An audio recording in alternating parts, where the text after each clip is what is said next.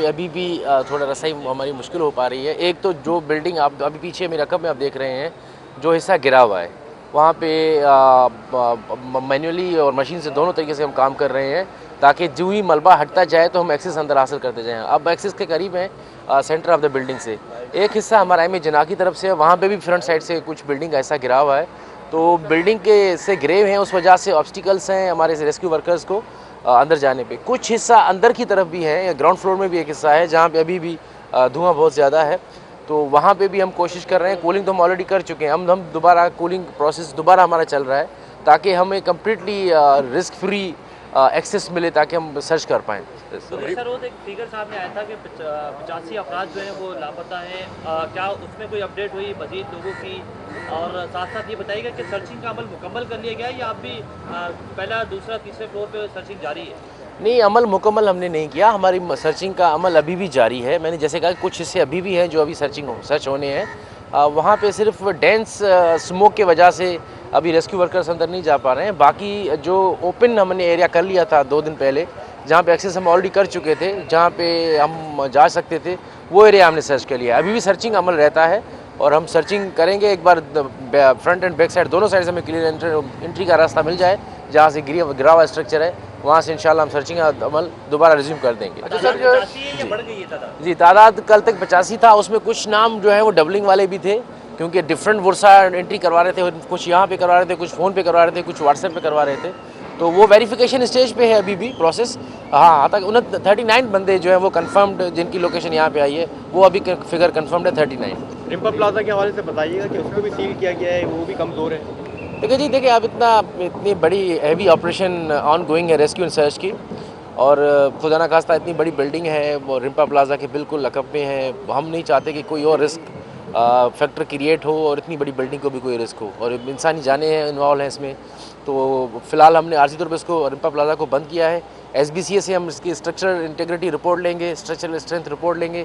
SBCA technical team ने अगर report दिया कि रिम्पा प्लाजा ठीक है, देन एज पर लॉ जो होगा वो कार्रवाई करेंगे। अच्छा सर, 40% हिस्सा अभी गिरा हुआ है, फ्रंट साइड का भी, बैक साइड का भी। क्या अब आज से इसको जो वो हटाने का काम शुरू किया गया है? 4 रोज से उसका काम नहीं हो रहा था। कितना मजीद वक्त लग सकता है? क्योंकि जो हम फायर ऑफिसर तो डिवीजन से बात कर रहे हैं, तकरीबन 1-1.5 हफ्ता अभी भी लग सकता है इस मलबे को भी हटाने में। और अब तक कितने डंपर जो वो मलबा लेके जा चुके हैं? देखिए जी, ये अब जो आप डेबरी हटाने वाली बात कर रहे हैं, ये हो नहीं, आप कह रहे हैं कि स्टार्ट नहीं हुआ। ये तो 2 दिन से डेबरी उठाने वाला काम ऑलरेडी चल रहा है। लेकिन मैंने जैसे कहा कि काफ़ी टेक्निकल चीज़ें बीच में आ रही हैं, उनको मद्देनज़र रखते हुए हम आगे बढ़ रहे हैं। किसी भी किस्म की कोई भी जल्दबाजी हम नहीं कर रहे हैं, क्योंकि मुझे पता है कि लवाहिकीन को बेसब्री से इंतज़ार है, और मैं इस दुख को समझ सकता हूँ। लेकिन मैं बार बार उनसे अर्ज़ करता हूँ, रिक्वेस्ट करता हूँ कि टेक्निकल चीज़ों की वजह से हम स्टेप बाय स्टेप जा रहे हैं। थोड़ा सब्र करें। हमारे साथ उन लोगों ने बहुत ताउन किया है, मैं उनका शुक्रगुज़ार हूँ लवाहिकीन का। लेकिन हमें थोड़ा सा टेक्निकल चीज़ों को सामने रखते हुए, ताकि हमारे रेस्क्यू वर्कर्स का, फायर फाइटर्स जो अभी भी पानी, हम आप देखेंगे कूलिंग का प्रोसेस हम बार बार कर रहे हैं, ताकि कोई भी खुदा ना खासा एक कोई नया रिस्क ना आ जाए, उनकी जानों को कोई खतरा ना हो। तो स्टेप बाय स्टेप जा रहे हैं। डेबरी रिमूवल का काम ऑलरेडी कर रहे हैं। बाकी फिगर्स जो ट्रक हैं वो हम आपको थोड़ी देर में शेयर कर देंगे। और जो कल 2 डंपर जो पुलिस पे तब गया, उसकी कोई इत्तलात मिली कि ड्राइवर को हिरासत में लिया गया या कुछ ऐसे? जी, उसके पीछे पुलिस तफ्तीश कर रही है, वो हल हो जाएगा। जो विरसा परेशान है पहले रोज से, उनका शिकवा ये है कि हमें कोई पूछा नहीं जा रहा, हमें इन्फॉर्मेशन सही नहीं जा रही है। हॉस्पिटल जाए तो AD सेंटर भेज देते, AD सेंटर जाए तो DC ऑफिस भेज दिया जाता है। उनकी दाद रसी के लिए क्या किया जा रहा है? उनको यहाँ पर क्या सहूलियात दी जा रही है? किस तरह से उनको कैटर किया जाएगा? देखिए जी, हमारे पास जिस दिन ये अफसोसनाक वाक़या आया है, उस दिन से हमने इंफॉर्मेशन डेस्क इस्टेब्लिश किया हुआ है, और उनके साथ हम पहले दिन से राब्ते में हैं। और डेफिनेटली देखें, उनकी लवाहिकीन है, तो वो उनकी कोशिश है कि हम जल्द से जल्द, हमें जो डेड बॉडीज़ हैं उनमें आइडेंटिफिकेशन हो, हम उसको उस गम को समझ सकते हैं। हम अपनी तरफ से जितनी सहूलियात हैं हम दे रहे हैं, हम उनके साथ राब्ते में हैं, एक बंदे के साथ। यहाँ तक कि आप देख लें कि मेरा अपना नंबर दिया हुआ है उन सबको। मेरे साथ सारे लवाहिकीन राब्ते में हैं। जो फैसिलिटी हमारी तरफ से, ज़िले इंतज़ामिया की तरफ से और गवर्नमेंट की तरफ से एक्सटेंड हो सकती है, हम वो दे रहे हैं। अभी भी कोई कमी पेशी होगी तो हम हाज़िर हैं, उनके जो भी दुख दर्द होगा हम उनके साथ मिल बांट के। अच्छा जैसा भी एक चीज़ फरमा दीजिएगा कि ज़ाहिर है आप लोग एक्सपर्ट ओपिनियन रखते हैं, बिल्डिंग स्टेबल तो नहीं रह सकती, इसको आज नहीं कल या किसी वक्त भी इसको डिमोलिश करना पड़ेगा। कोई इसका टाइम फ्रेम या कोई ऐसी चीज़ सामने आई है कि इसको कब तक हम इसको कंप्लीट ज़ीरो करेंगे? देखिए जी, जब तक मैंने पहले अर्ज़ किया था, जब तक हम एक भी मिसिंग पर्सन हमने पीछे नहीं छोड़ना, जब तक एक बंदा भी हमने पीछे होगा, हम इतनी जल्दी डेमोलिशन की तरफ नहीं जाएंगे। डेफिनेटली बिल्डिंग का स्ट्रक्चरल स्टेबिलिटी जो एसबीसी ने हमें रिपोर्ट दी है, एक हिस्सा छोड़ के बाकी कंप्लीट बिल्डिंग जो है वो हाईली फ्रेजाइल है, किसी भी टाइम गिर सकता है।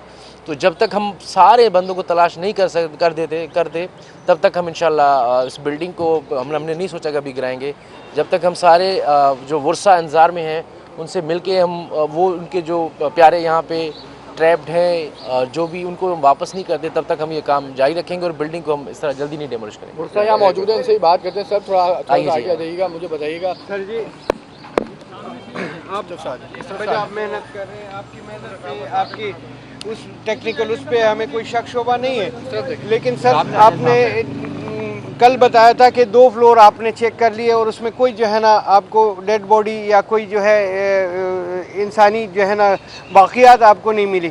फिर आज जो है ना मैं देख रहा हूँ कि जो सामने से जो मलबा हट रहा है, ये पीछे वाली बिल्डिंग के पीछे वाली साइड में, यानी कि जो सामने देखिएगा आप, सामने तो वहाँ से कल से जो है ना मलबा जा रहा है। और ये जो है ना एरिया, आप भी यही कह रहे हैं कि इस एरिया का ज़्यादा खदशा है कि यहाँ पे कुछ मिल सकता है, डेड बॉडीज़ मिल सकती है।